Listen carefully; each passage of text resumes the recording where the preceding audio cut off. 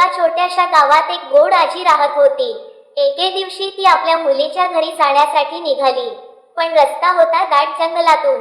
त्या जंगलात सिंह, वाघ आणि कोल्हा राहत होते। आता आजी सुरक्षित पोहोचेल का? ऐका ही मजेशीर आणि थोडी थरारक गोष्ट। चल रे भोपळ्या, टुणक टुणक।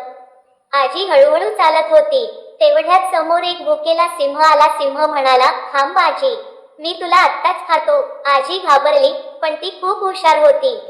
ती म्हणाली, अरे बाबा, मी आत्ता खूप बारीक आहे, मुलीच्या घरी जाऊन थोडी जाडजूड होते, मग तू मला खा, म्हणजे तुझं जास्त पोट भरून जाईल। सिंह विचारात पडला आणि म्हणाला, ठीक आहे, पण परत येताना मी थांबणार आहे। थोड्याच वेळात वाघ भेटला, त्यानेही तेच सांगितले। आजीने त्यालाही तीच युक्ती सांगितली। पुढे कोल्हा भेटला, तोही म्हणाला, मी तुला खातो, पण आजीच्या हुशारीपुढे तोही हरला। आजी सुखरूपपणे मुलीच्या घरी पोहोचली। तिने तिथे छान जेवण केले, आराम केला आणि थोडी जाड झाली। पण आता परत गावाकडे जायचे होते। जंगलातले प्राणी तिची वाट पाहत होते। आता करायचे काय? तिने झालेली सर्व हकीकत लेकीला सांगितली आणि तिच्या मुलीने एक छान युक्ती केली। तिने एक मोठा भोपळा आणला आणि आजीला त्यात बसवले। चल रे भोपळ्या, टुणक टुणक, मुलगी म्हणाली।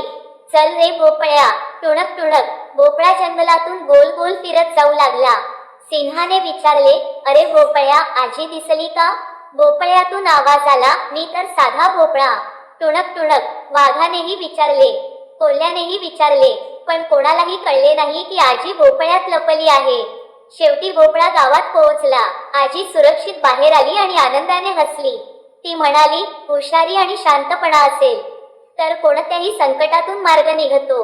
जशी आजी संकटातून बाहेर निघाली, तसेच तुम्हीही संकटात घाबरू नये। शांतपणे विचार करून योग्य निर्णय घ्यावा। हुशारी हीच खरी ताकद आहे।